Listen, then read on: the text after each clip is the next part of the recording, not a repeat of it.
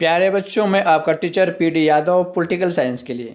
बच्चों, आज हम बात करेंगे subject political science class 12 second term के बारे में। सीबीएसई ने सैम्पल क्वेश्चन पेपर रिलीज कर दिए हैं सेकेंड टर्म के लिए। आप देख सकते हैं सेशन 2021 एंड 22 लिखा हुआ है। क्लास 12 है और टर्म सेकेंड है, सब्जेक्ट पॉलिटिकल साइंस है। मैक्सिमम मार्क्स 40 है और टाइम है 2 घंटे का।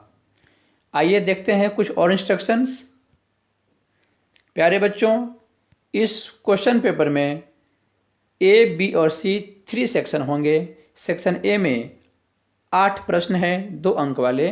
सेक्शन बी में 4 अंक वाले 3 प्रश्न होंगे और सेक्शन सी में 6 अंक के 2 प्रश्न होंगे।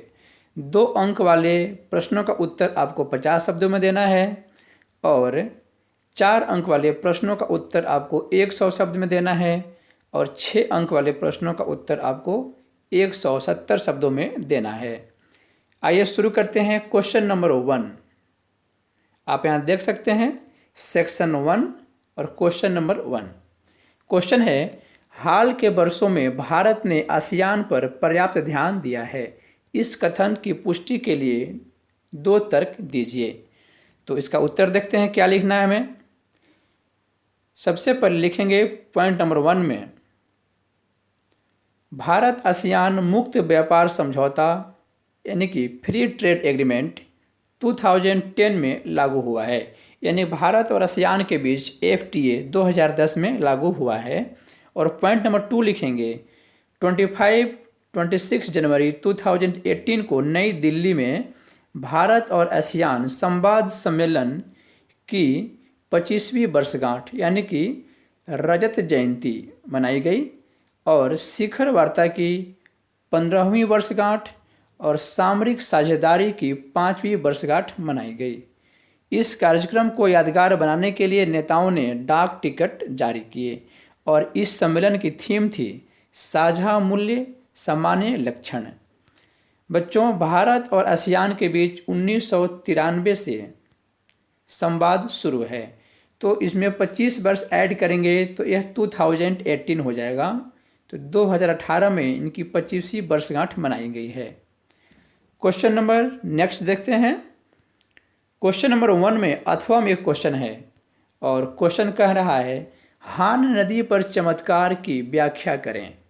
बच्चों, हान नदी का मतलब पूछा गया है, तो आइए देखते हैं इसके बारे में। हान नदी पर चमत्कार दक्षिण कोरिया के चमत्कारिक प्रगति के लिए प्रयोग किया जाने वाला एक वाक्य है। यह नदी यानी कि हान नदी विशेषतः सियोल यानी कि दक्षिण कोरिया की राजधानी से होकर बहती है। यह चमत्कार मुख्यतः 1960 के दशक से 1980 के दशक तक दक्षिण कोरिया में हुई आश्चर्यजनक प्रगति को दर्शाता है। इस दौरान दक्षिण कोरिया एक अत्यंत निर्धन और पिछड़े देशों की श्रेणी से निकलकर विश्व के एक प्रमुख आर्थिक शक्ति, औद्योगिकीकरण, प्रौद्योगिकीकरण और जीवन स्तर के अभूतपूर्व वृद्धि के साथ साथ नगरीकरण, आधुनिकीकरण और वैश्वीकरण के क्षेत्र में आश्चर्यजनक प्रगति या वृद्धि की है और दक्षिण कोरिया सत्ता के नए केंद्र के रूप में उभरकर सामने आया है। मतलब हान नदी पर चमत्कार, इसका मतलब है साफ साफ दक्षिण कोरिया के विकास में चमत्कारी प्रगति। ठीक है, हान नदी सियोल जो शहर है दक्षिण कोरिया की राजधानी है, वहाँ से होकर बहने वाली एक नदी है। तो हान नदी पर चमत्कार का मतलब है सियोल में चमत्कार यानी कि दक्षिण कोरिया में चमत्कारिक प्रगति। ठीक है, आप समझ सकते हैं इस बात को। क्वेश्चन नंबर 2 देखिए।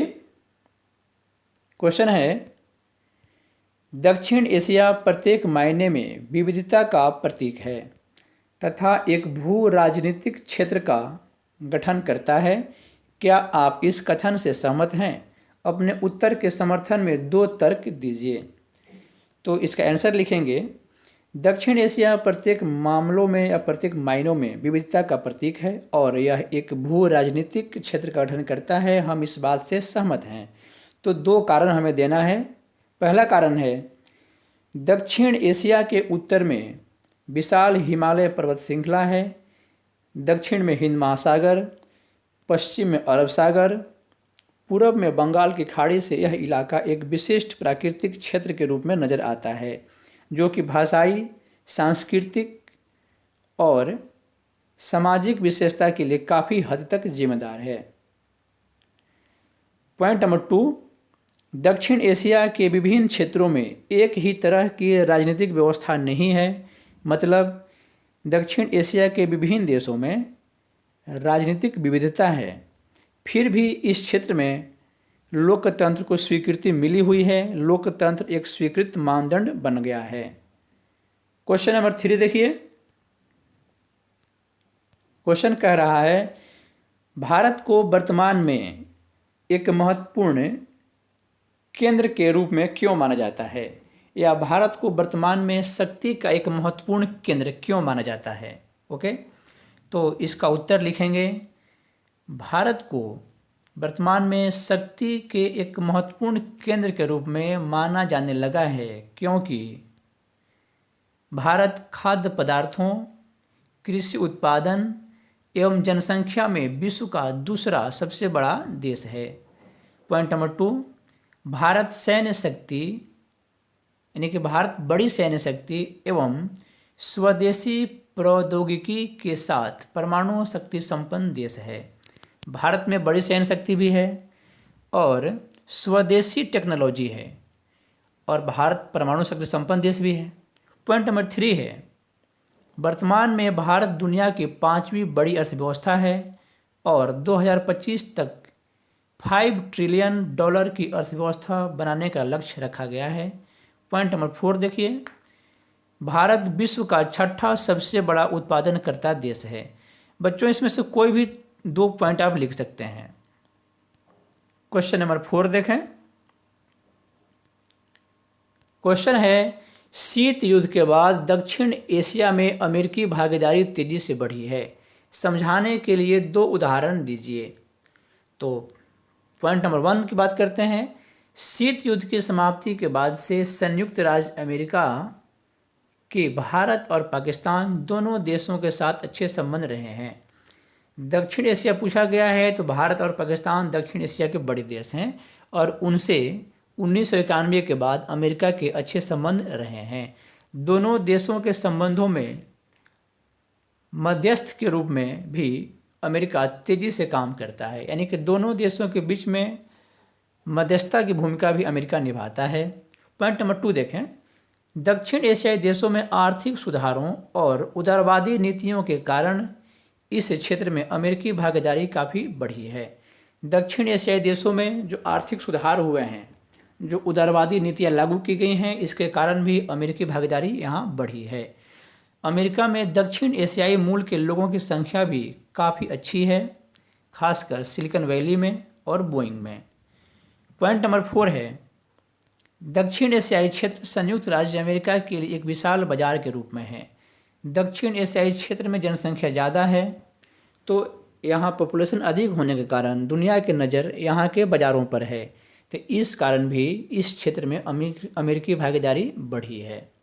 इसमें से भी कोई आप 2 पॉइंट लिख सकते हैं। 2 उदाहरण पूछा गया है, हमने यहाँ 4 नोट कर दिए हैं, तो आप कोई भी 2 लिख सकते हैं।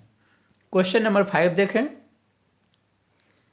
क्वेश्चन है, दक्षिण एशियाई क्षेत्र में आर्थिक सहयोग को सुगम बनाने में सार्क की भूमिका का मूल्यांकन कीजिए। इसका आंसर लिखेंगे, दक्षिण एशियाई क्षेत्रीय सहयोग संगठन यानी कि सार्क दक्षिण एशियाई देशों द्वारा बहुपक्षीय मामलों में सहयोग विकसित करने के लिए एक प्रमुख क्षेत्रीय पहल है। और पॉइंट नंबर नेक्स्ट लिखेंगे 2 लिखेंगे, 1985 में स्थापित इस क्षेत्रीय सहयोग संगठन के सदस्यों ने 2004 में साफ्टा पर हस्ताक्षर किए, जिसने पूरे दक्षिण एशिया के लिए एक मुक्त व्यापार क्षेत्र के गठन का वादा किया, और यह समझौता 1 जनवरी 2006 से प्रभावी हो गया। साफ्टा का मतलब था कि दक्षिण एशियाई देश सीमा पार जो व्यापार करते हैं उसके दर को धीरे धीरे कम कर देंगे और एक ऐसा भी समय आएगा कि फ्री व्यापार हो जाएगा। और अगला पॉइंट है, दक्षिण एशिया में शांति और सहयोग का वातावरण विकसित हो सकता है यदि दक्षेस के सभी देश सीमा पार मुक्त व्यापार की अनुमति देते हैं। चूंकि मूल्यांकन की बात कही गई है, इसमें एक और पॉइंट जोड़ लें।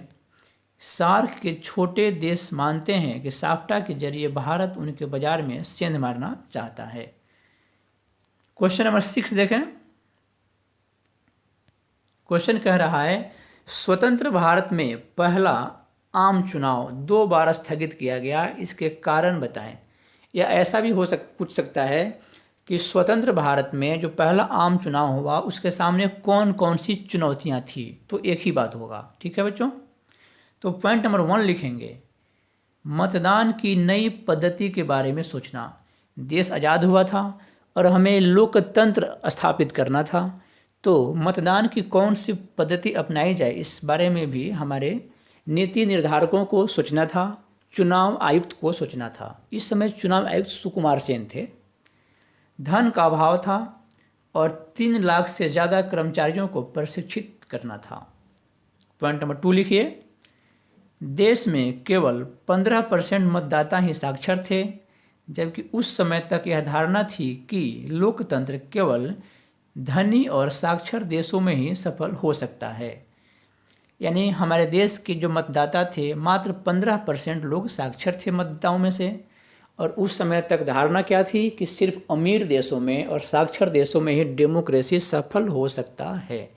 तो इसमें भी एक निश्चिंतता थी, यानी अनिश्चितता थी। ठीक है, पॉइंट नंबर 3 देखिए, 17 करोड़ वैध मतदाताओं को लगभग 3200 विधायकों यानी कि एमएलए और 489 लोकसभा सदस्यों का चुनाव करना था।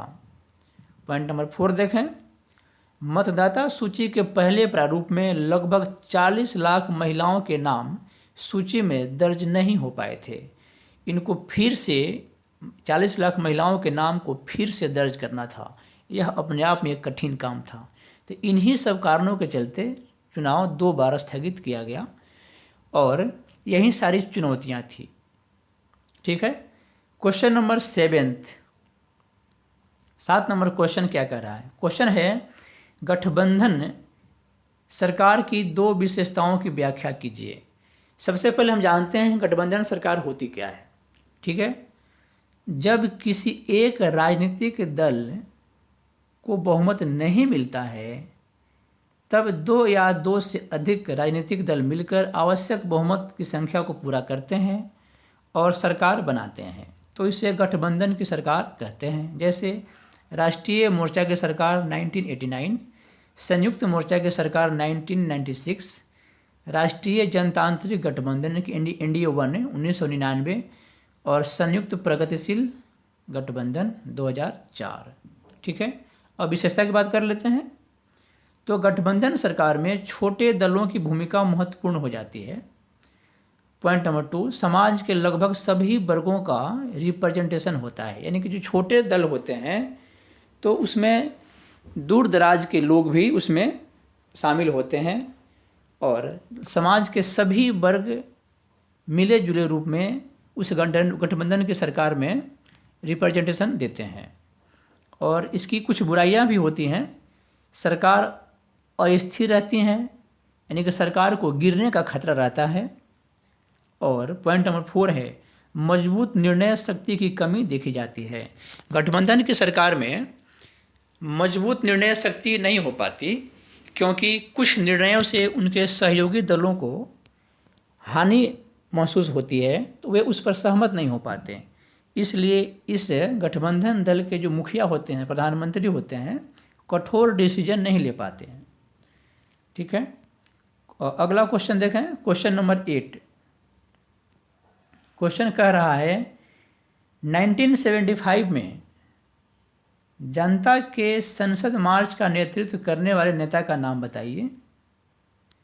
संसद मार्च की क्या विशेषता थी? क्वेश्चन फिर से सुने। 1975 में जनता के संसद मार्च का नेतृत्व करने वाले नेता का नाम बताइए।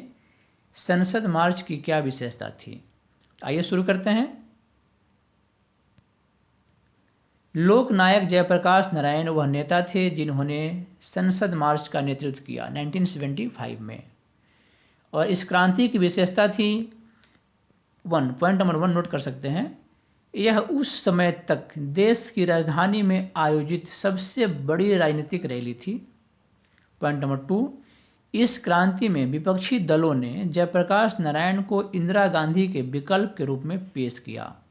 पॉइंट नंबर 3, इस क्रांति की शुरुआत बिहार की कांग्रेस सरकार के खिलाफ राजधानी पटना में हुई थी, जिसे संपूर्ण क्रांति का नाम दिया गया, यानी संपूर्ण क्रांति के नाम से जाना गया था। और पॉइंट नंबर 4 है, जून 1975 में देश में लगी राष्ट्रीय आपातकाल के तत्कालीन कारणों में से यह क्रांति भी एक कारण बनी। ठीक है, तो ये थे इसके 4 पॉइंट। आप इसमें से 2 लिख सकते हैं कोई भी। क्वेश्चन नंबर 9 देखें, यानी कि सेक्शन बी में हम आ गए हैं और ये क्वेश्चन 4 अंक के हैं। क्वेश्चन है, आसियान के साथ यूरोपीय यूनियन की तुलना करें।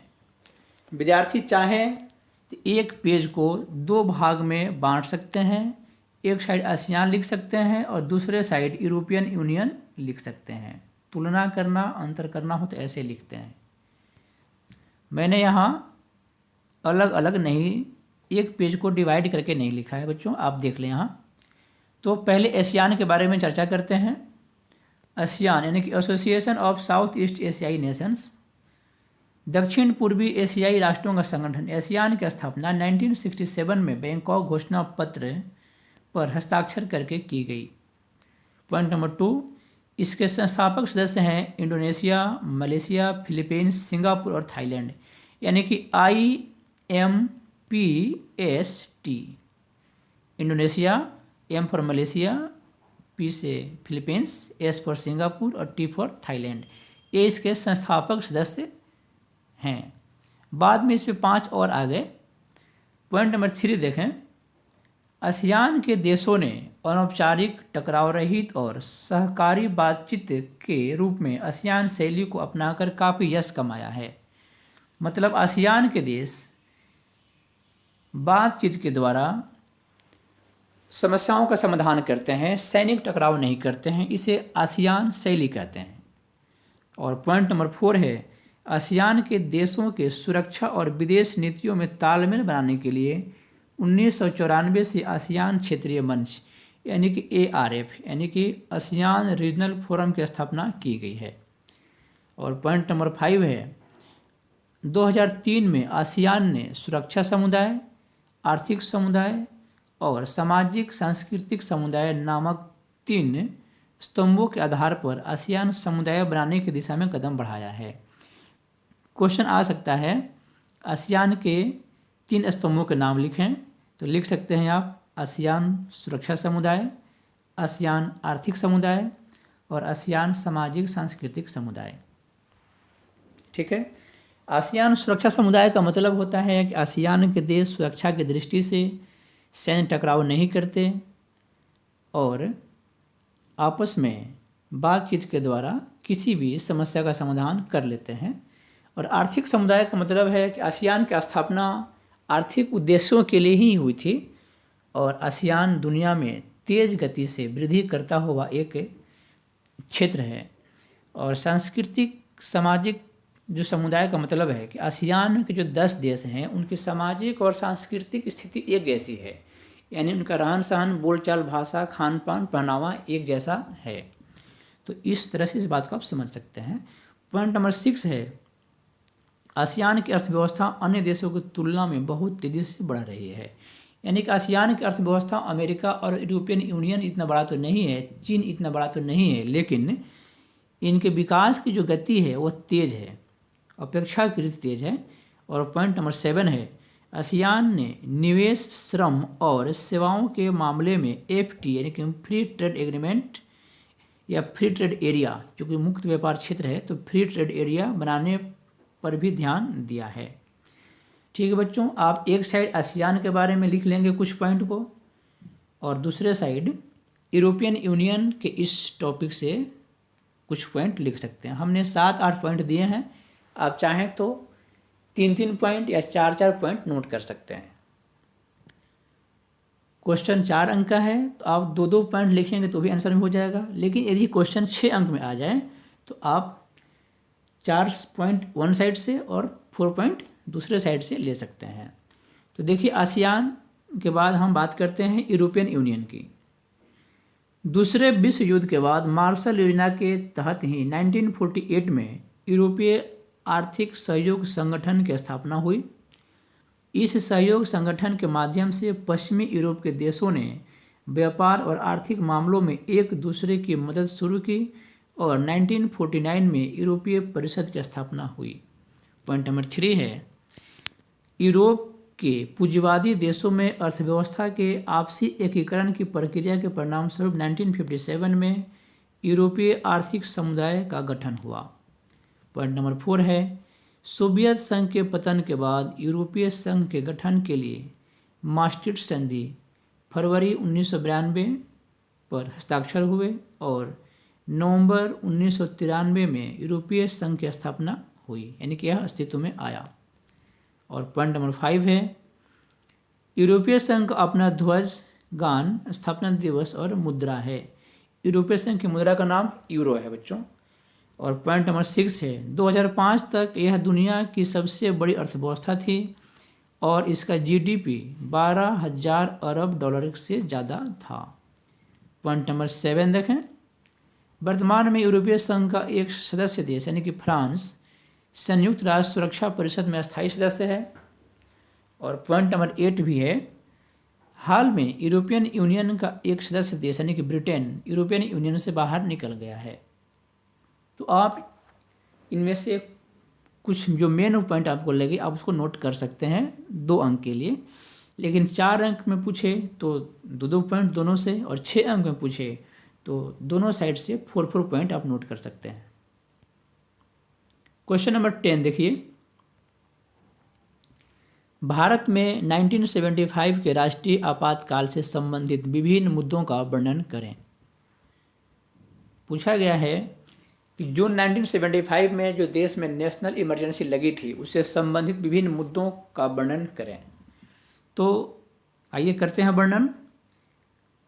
भारत में जून 1975 के राष्ट्रीय आपातकाल यानी कि आर्टिकल 352 के अकॉर्डिंग जो आपातकाल लगता है उसके संबंध में विभिन्न मुद्दों का वर्णन इस प्रकार है। पॉइंट नंबर 1, 25 जून 1975 की रात में प्रधानमंत्री ने तत्कालीन राष्ट्रपति फखरुद्दीन अली अहमद से आपातकाल लागू करने की सिफारिश की थी। राष्ट्रपति ने तुरंत इसकी घोषणा कर दी। पॉइंट नंबर 2, आधी रात के बाद लगभग 2 बजे सभी बड़े अखबार के दफ्तर की बिजली काट दी गई। पॉइंट नंबर 3, 26 जून 1975 के तड़के यानी कि सवेरे बड़े पैमाने पर विपक्षी दलों के नेताओं और कार्यकर्ताओं को गिरफ्तार किया गया। पॉइंट नंबर 4, नागरिकों के मौलिक अधिकारों को निलंबित कर दिया गया था। और पॉइंट नंबर 5, प्रेस पर अनुचित प्रतिबंध यानी कि प्रेस सेंसरशिप लगा दी गई थी। बच्चों, प्रेस सेंसरशिप एक अलग क्वेश्चन भी आता है तो आप इसमें लिख सकते हैं, सरकार की मर्जी के खिलाफ कोई भी न्यूज़ या समाचार अखबार में नहीं छाप सकते, यानी कि न्यूज़ प्रिंट होने से पहले सभी खबरों को सरकार के लोग देखते हैं और सरकार के एगेंस्ट में, सरकार के विरुद्ध में खबरें नहीं छप पाती।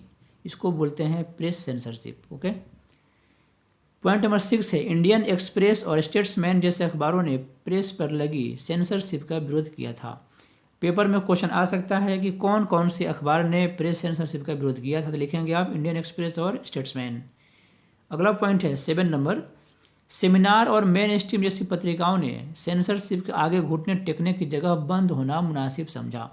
कौन कौन से मैगजीन्स थे जो प्रेस सेंसरशिप के आगे हार नहीं माने बल्कि खुद को बंद कर दिया? तो ये मैगजीन थे सेमिनार और मेन स्ट्रीम। ठीक है। पॉइंट नंबर 8 है, संविधान के 42वें संशोधन किया गया और जिसके द्वारा संविधान में एक व्यापक बदलाव किया गया। लोकसभा के कार्यकाल को 5 साल से बढ़ाकर 6 साल कर दिया गया। संविधान में 42वां संशोधन इतना बड़ा बदलाव था कि इसे मिनी कॉन्स्टिट्यूशन भी कहा जाता है। पॉइंट नंबर 9 है, आपातकाल की घोषणा आंतरिक गड़बड़ी के नाम पर हुई थी, इसके पहले इस आधार पर कभी आपातकाल नहीं लगा था। और पॉइंट नंबर 10 है, पद्म भूषण से सम्मानित कन्नड़ लेखक शिवराम करांत और पद्म श्री से सम्मानित हिंदी लेखक फणीश्वर नाथ रेणु ने लोकतंत्र के दमन के विरोध में, यानी कि इमरजेंसी लगने के विरोध में अपनी अपनी पदवी लौटा दी थी। तो बच्चों ये क्वेश्चन तो 4 नंबर का है और हमने पॉइंट 10 लिखे हैं। आप इसमें से कोई भी 4 पॉइंट लिख सकते हैं। यदि यही क्वेश्चन 6 मार्क्स में आ जाए तो आप इसमें से 6 पॉइंट को लिख सकते हैं। ठीक है। क्वेश्चन नंबर 11 देखें बच्चों। क्वेश्चन नंबर 11 में यह मैप वाला है और इसमें 4 राज्य दर्शाए गए हैं और 4 क्वेश्चन पूछे गए हैं। तो एक बार आप मैप देख लें। ये मैप है, ABCD 4 राज्य दिखाए गए हैं और 4 क्वेश्चन भी है। तो क्वेश्चन नंबर 1 है, स्वतंत्र भारत के प्रथम मंत्रालय में संचार मंत्री से संबंधित राज्य। तो इनसे संबंधित राज्य होगा उत्तर प्रदेश। आप यहाँ देख लें, उत्तर प्रदेश ए पर है। तो हमने यहाँ 1 के सामने 1 के सामने ए लिख दिया और उत्तर प्रदेश कर दिया। क्वेश्चन नंबर 2 है, वह राज्य जिससे पूर्व प्रधानमंत्री मोरारजी देसाई संबंधित थे। तो वे गुजरात से थे। तो हम यहाँ देखेंगे मैप में गुजरात किधर है। जहाँ गुजरात है वहाँ सी लिखा हुआ है। तो हमने क्वेश्चन नंबर 2 के सामने सी लिख दिया और यहाँ गुजरात कर दिया। थर्ड में देखें क्या है। तीसरा है, वह राज्य जिससे एस निजलिंगप्पा संबंधित थे। तो निजलिंगप्पा संबंधित थे तमिलनाडु से, कर्नाटक से। तो हमने यहाँ बी लिख दिया और 3 के सामने बी और कर्नाटक लिख दिया। और अगला क्वेश्चन है, पूर्व कांग्रेस अध्यक्ष के कामराज से संबंधित राज्य। तो ये थे तमिलनाडु से। यहाँ आप डी पर तमिलनाडु देख सकते हैं जो श्रीलंका से सटा नज़दीक। तो 4 के सामने डी और तमिलनाडु लिख दिया। ठीक है बच्चों।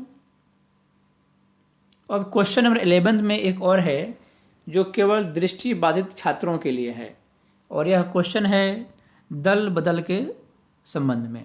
तो आइए क्वेश्चन पढ़ते हैं। भारतीय राजनीति के संदर्भ में दल बदल का क्या अर्थ है? दल बदल के कोई 2 दोष लिखिए। तो बात करते हैं इसकी।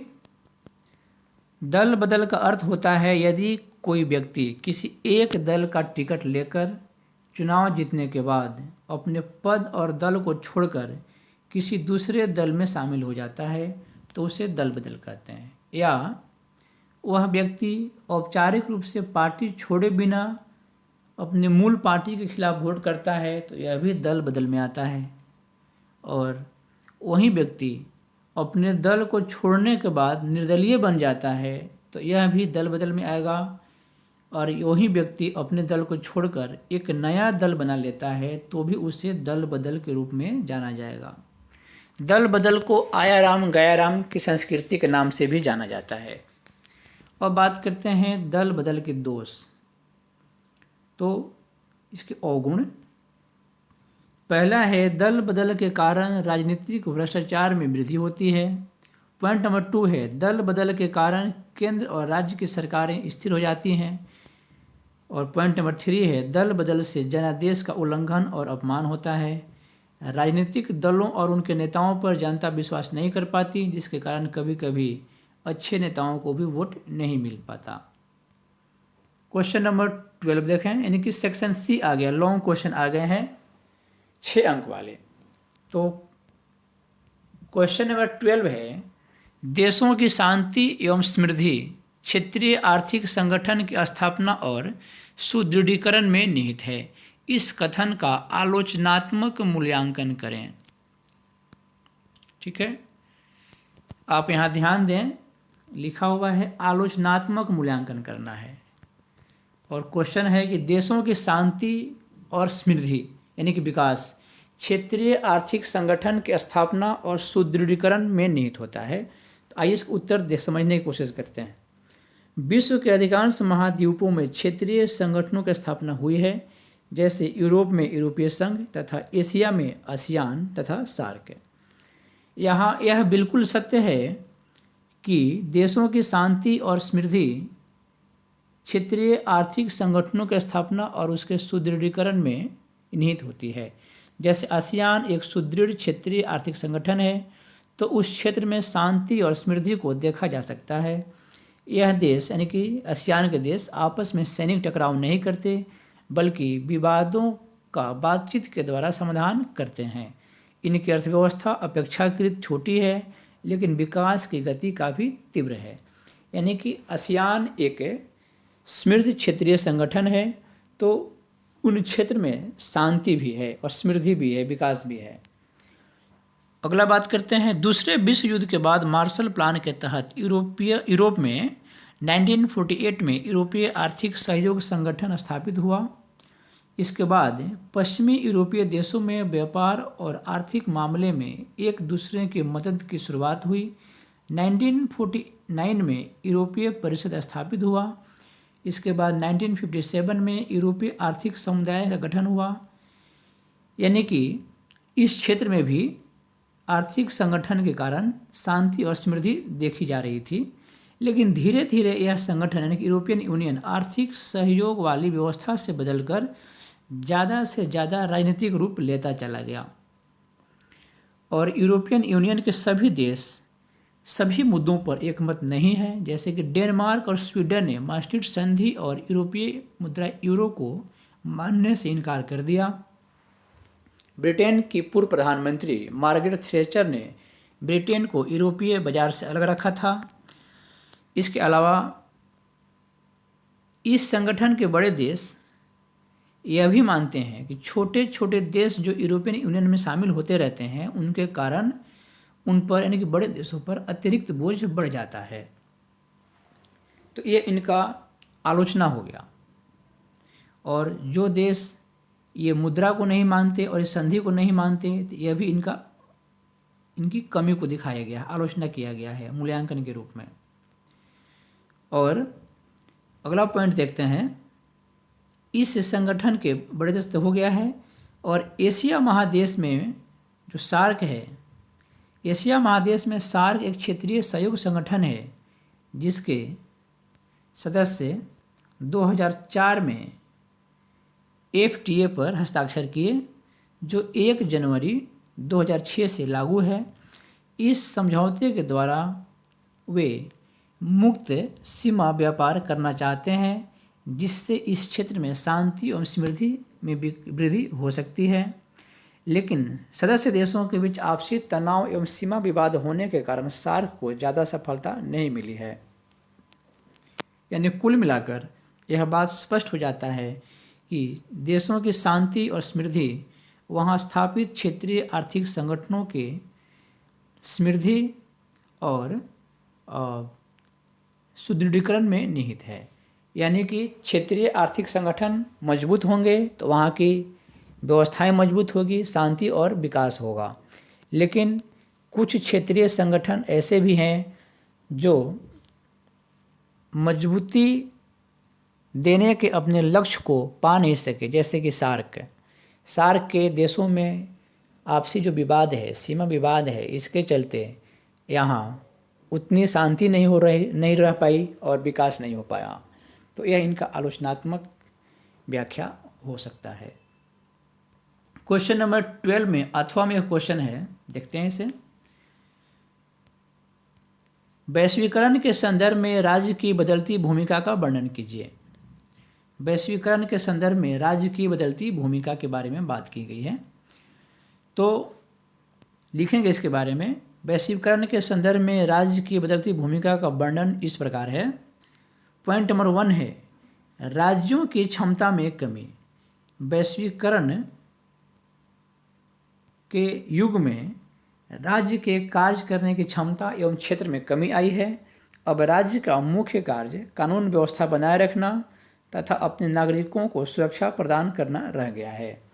पॉइंट नंबर 2 है, राज्यों की संप्रभुता शक्ति में कमी। राज्यों को नीति निर्माण करते समय अपने व्यापारिक संबंधों को भी ध्यान में रखना पड़ता है। अंतर्राष्ट्रीय बाजार एवं अंतर्राष्ट्रीय संगठन की नीतियों को ध्यान में रखना पड़ता है, यानी कि स्वतंत्र निर्णय लेने की क्षमता प्रभावित हुई है। संप्रभुता का मतलब होता है किसी राज्य को यानी कि किसी देश को निर्णय लेने में आंतरिक और बाहरी रूप से कोई दबाव न हो। पॉइंट नंबर 3 है कल्याणकारी राज्य के जगह न्यूनतम हस्तक्षेपकारी राज्य, यानी कि राज्य कल्याणकारी कार्यों से अपना हाथ खींच रहे हैं, इसलिए कल्याणकारी राज्य की धारणा कमजोर पड़ती जा रही है। उदारीकरण के कारण कल्याणकारी एवं समाजवादी राज्य भी पूंजीवाद की तरफ बढ़ रहे हैं, मतलब कल्याणकारी व्यवस्था का स्थान धीरे धीरे पूंजीवादी अर्थात न्यूनतम हस्तक्षेपकारी राज्यों ने ले लिया है। पॉइंट नंबर 4 है राज्यों के बीच अच्छे संबंध। तो राज्यों के बीच बढ़ते व्यापार से उनके संबंधों में निकटता आई है। और पॉइंट नंबर 5 है राज्य अपेक्षाकृत शक्तिशाली भी हुए हैं। हमने अभी कहा कि राज्यों की क्षमता में कमी आई है, तो राज्य अपेक्षाकृत शक्तिशाली भी हुए हैं। आधुनिक तकनीकी एवं प्रौद्योगिकी के क्षेत्र में राज्य अपेक्षाकृत शक्तिशाली हुए हैं और आधुनिक तकनीकी के बल पर राज्य अपने नागरिकों के बारे में सूचनाएं एकत्र करके आवश्यकता अनुसार योजनाएं बना सकते हैं। पॉइंट नंबर 6 है कानून व्यवस्था और नागरिक सुरक्षा पर राज्यों का ज़्यादा ध्यान। वैश्वीकरण के दौर में राज्यों के कार्यों में कमी आई है, तो राज्य कानून व्यवस्था और नागरिक सुरक्षा पर अधिक मजबूती से काम करने लगे हैं। और पॉइंट नंबर 7 है जानकारी के साथ राज्य शासन करने में अपेक्षाकृत सक्षम है, यानी कि राज्य तकनीकी के साधनों से तकनीकी जानकारियों को इकट्ठा करके अच्छे ढंग से शासन करने में सक्षम है। यानी हम कह सकते हैं कि वैश्वीकरण के दौर में राज्य की भूमिका में सकारात्मक और नकारात्मक दोनों बदलाव आए हैं। क्वेश्चन नंबर 13 देखें। क्वेश्चन है 21वीं सदी के दौरान भारतीय राजनीति में 6 मुद्दों की समालोचनात्मक मूल्यांकन कीजिए। 6 मुद्दों का समालोचनात्मक मूल्यांकन करना है 21st सेंचुरी में भारतीय राजनीति की। 21वीं सदी के दौरान भारतीय राजनीति में 6 मुख्य मुद्दों का समालोचनात्मक मूल्यांकन कीजिए। पॉइंट नंबर 1 है एक दल को स्पष्ट जनादेश। 21वीं शताब्दी में भी भारत में गठबंधन की राजनीति को देखा जा सकता है, जिसमें क्षेत्रीय दलों की भूमिका अपेक्षाकृत कम हो गई है। 30 वर्ष के बाद 2014 में भारत में किसी राजनीतिक दल यानी कि भाजपा को स्पष्ट बहुमत मिला। हालांकि 2014 में NDA 3 और 2019 में NDA 4 की सरकार में भाजपा ने पूर्ण बहुमत हासिल किए हैं, फिर भी गठबंधन की सरकार है क्योंकि चुनाव पूर्व गठबंधन हो गए थे। मतलब पहला पॉइंट है एक दल को स्पष्ट जनादेश। लिख सकते हैं कि भारत में 1984 के बाद 2014 में यानी कि पूरे 30 वर्षों के बाद किसी एक पार्टी को यानी कि बीजेपी को स्पष्ट बहुमत मिला है, क्योंकि 1989 से लेकर 2009 तक के चुनावों में किसी भी एक पार्टी को स्पष्ट जनादेश नहीं मिला था। ये बदलाव है और यह 21वीं सदी में है। चूँकि स्पष्ट जनादेश है फिर भी गठबंधन की सरकार है, क्योंकि चुनाव के पहले ही उनका गठबंधन हो गया था, तो इसमें छोटे दल भी हैं और उनकी भूमिका छोटी है। पॉइंट नंबर 2 आरक्षण की राजनीति। अब सामान्य वर्ग के आर्थिक रूप से पिछड़े लोगों को सरकारी नौकरियों में 10% आरक्षण का प्रावधान किया गया है। ठीक है, इसके पहले यानी कि 90 के दशक में जब मंडल कमीशन की सिफारिशों को लागू कर दिया गया था, तो सरकारी नौकरियों में अन्य पिछड़े वर्गों को 27% और अनुसूचित जातियों को 15% और अनुसूचित जनजातियों को यानी कि ST को 7.5% का आरक्षण था, प्रावधान था। ठीक है, कुल मिलाकर 49.5% आरक्षण का प्रावधान था। सुप्रीम कोर्ट ने तय किया था कि 50% से अधिक आरक्षण नहीं हो सकता, लेकिन अब आरक्षण 10% बढ़ा दिया गया, यानी कि सामान्य वर्ग के आर्थिक रूप से कमजोर लोगों को भी 10% आरक्षण का लाभ दे दिया गया है, यानी कि 50% के क्राइटेरिया को पार कर गया आरक्षण। पॉइंट नंबर 3 है ट्रिपल तलाक। ट्रिपल तलाक के जरिए महिलाओं के अधिकारों और गरिमा को बरकरार रखा गया है और उनके शोषण और असुरक्षा को समाप्त कर दिया गया है। पॉइंट नंबर 4 है अनुच्छेद 370 की समाप्ति। इस अनुच्छेद के द्वारा जम्मू कश्मीर को विशेष स्थिति मिली हुई थी, तो उसको अब रद्द कर दिया गया है। पॉइंट नंबर 5 है कृषि कानून निरस्त। पंजाब और पश्चिमी उत्तर प्रदेश के किसानों का लगभग 1 साल तक विरोध प्रदर्शन के कारण केंद्र सरकार पर दबाव बना और कृषि कानून को निरस्त कर दिया गया है। पॉइंट नंबर 6 है राम जन्मभूमि विवाद समाप्त। राम जन्मभूमि विवाद इस सदियों से एक चला आ रहा एक लंबा विवाद था और 1990 के दशक में राजनीतिक मुद्दा भी था, और यह है मामला 2010 में इलाहाबाद हाई कोर्ट के फैसले के बाद सुप्रीम कोर्ट में गया, जहां एक विशेषज्ञ समिति का गठन किया गया इसके लिए सुप्रीम कोर्ट के निर्देशन में। आखिरकार 2019 में फैसला आया और मामले पर विराम लग गया और राम जन्मभूमि जिसको कहते हैं वहाँ राम मंदिर का निर्माण कार्य हो रहा है। क्वेश्चन नंबर 13 में अथवा वाला क्वेश्चन भी है, अथवा देख सकते हैं। और क्वेश्चन कह रहा है भारत में आपातकालीन अवधि के दौरान न्यायपालिका और कार्यपालिका के बीच संबंधों के प्रभाव पर चर्चा कीजिए। भारत में न्यायपालिका और कार्यपालिका के बीच कैसे संबंध थे या कैसे संघर्ष थे आपातकाल के समय 1975 के समय में, जब देश में राष्ट्रीय आपातकाल लगा था आंतरिक अशांति के नाम पर, तो उस समय की कार्यपालिका और न्यायपालिका के बीच के संघर्ष को या संबंध को पूछा गया है। तो आपातकाल के दौरान कार्यपालिका और न्यायपालिका के बीच संघर्ष का प्रभाव इस प्रकार था। पॉइंट नंबर 1, इंदिरा गांधी की सरकार ने संविधान में 39वां यानी कि 39th संशोधन किया, जिसके द्वारा प्रधानमंत्री, लोकसभा अध्यक्ष, राष्ट्रपति और उपराष्ट्रपति के चुनाव को अदालत में चुनौती नहीं दी जा सकती थी। यानी कि चुनाव में कोई विवाद होता है तो उसे अदालत में चुनौती नहीं दी जा सकती थी। ठीक है। पॉइंट नंबर 2 है सरकार ने यह कहते हुए यानी कि इंदिरा गांधी की सरकार ने यह कहते हुए संविधान में संशोधन किया कि वह नीति निर्देशक सिद्धांतों को प्रभावकारी बनाने के लिए संविधान के मौलिक अधिकारों में कमी कर सकती है, लेकिन सर्वोच्च न्यायालय ने इस प्रावधान को निरस्त कर दिया। इसको सही कर लें, प्रावधान को निरस्त कर दिया। और पॉइंट नंबर 3 है 1973 में सरकार ने 3 वरिष्ठ न्यायाधीशों की अनदेखी करके न्यायमूर्ति A.N. रे को मुख्य न्यायाधीश नियुक्त किया। यह निर्णय विवादास्पद बन गया क्योंकि सरकार ने जिन 3 न्यायाधीशों की अनदेखी की थी उन्होंने सरकार के इस कदम के विरुद्ध फैसला सुनाया था।